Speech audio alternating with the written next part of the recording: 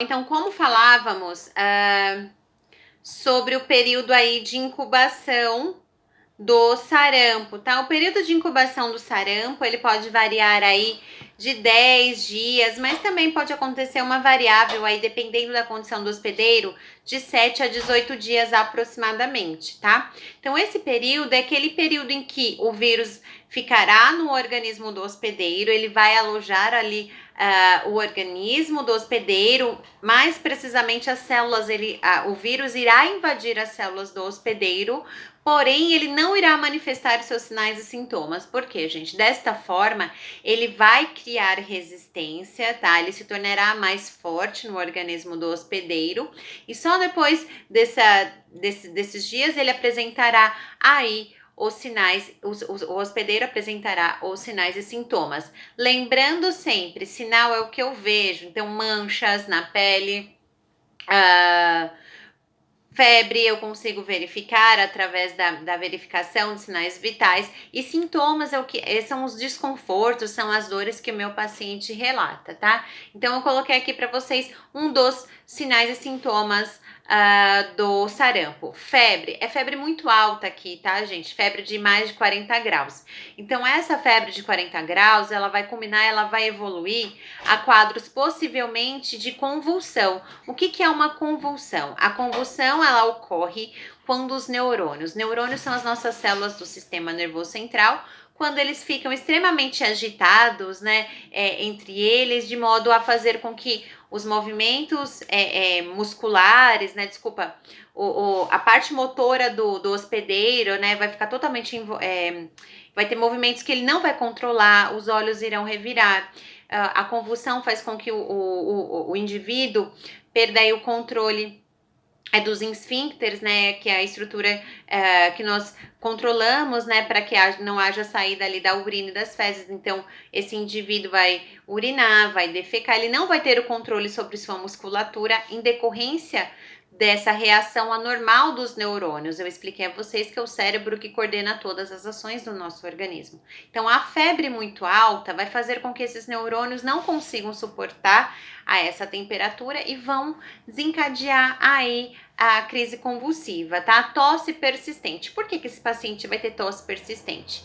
Porque, gente, a oxigenação para o pulmão ficará prejudicada. Então, esse paciente não terá o oxigênio necessário que ele precisa e o trabalho do pulmão não será tão eficaz, porque existe um monte de vírus dentro das células do hospedeiro. Então, esse paciente vai ter uma tosse persistente, tá?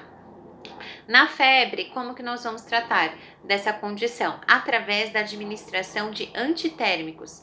Os antitérmicos são as medicações que visam diminuir a temperatura corporal, tá? Então, para esses pacientes, nós administraremos os antitérmicos, tá? A tosse persistente, nós iremos ali também administrar a medicação prescrita pelo médico, sempre, né?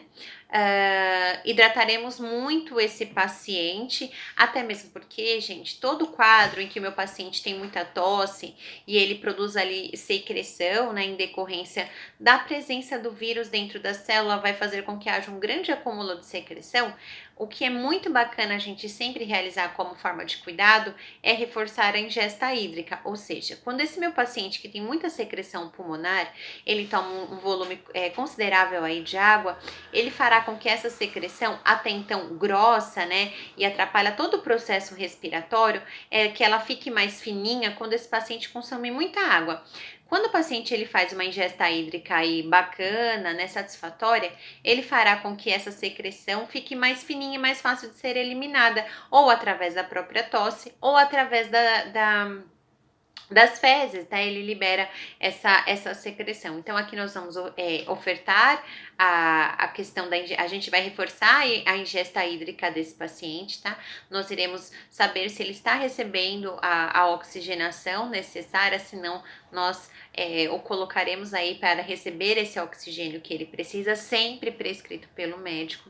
Ele pode apresentar a conjuntivite, justamente porque o vírus pode causar todo esse processo inflamatório, né, em que a vista do paciente vai ficar irritada, saída de secreção, dolorosa. Aí nós vamos também tratar através da higiene ocular desse paciente, né, aplicando algum tipo de colírio para melhor alívio dessa condição. A coriza, esse paciente vai apresentar coriza em decorrência desse excesso de secreção que tem no seu organismo pela presença do vírus. A fotofobia, lembre-se sempre, quando determinados vírus ou bactérias acometem ao organismo, temos ali a fotofobia, aversão à luz. Então, obviamente, eu não deixaria esse paciente exposto aí a focos persistentes de luz, tá? Prostração. O que é prostração, professora? Quando o paciente a gente diz que esse paciente está prostrado, é um paciente que está muito caidinho, é um paciente que está assim muito cansado, obviamente